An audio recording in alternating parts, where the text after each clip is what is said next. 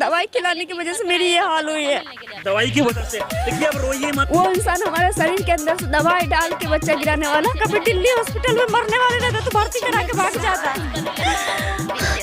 Facebook से दोस्ती हुआ, बात करते करते करते करते हम दोस्त जेकरा पहाकेली भरोसा केन कोई ना कर गे, अपनी गलती बता दो हम लोग जेकरा पहाकेली भरोसा केन कोई ना कर गे,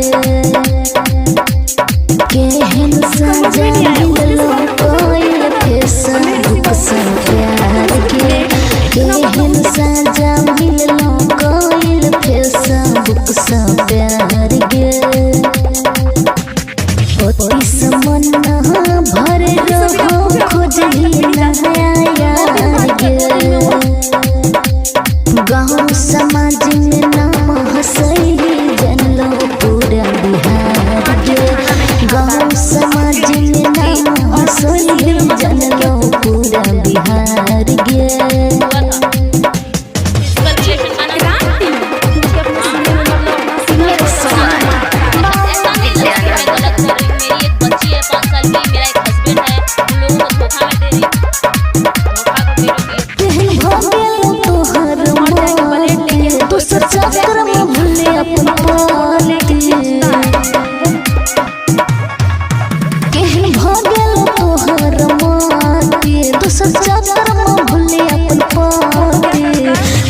बच्चा के लीन गाया बगेलो तोहर के काया,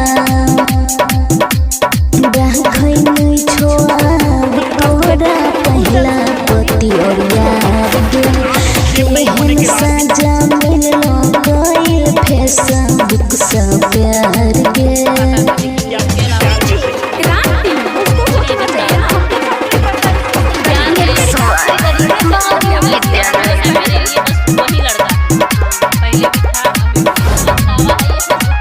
जिंदगी कर लेलही तू अपन बेकार, तोरा गलती पर देतो ना केहू से,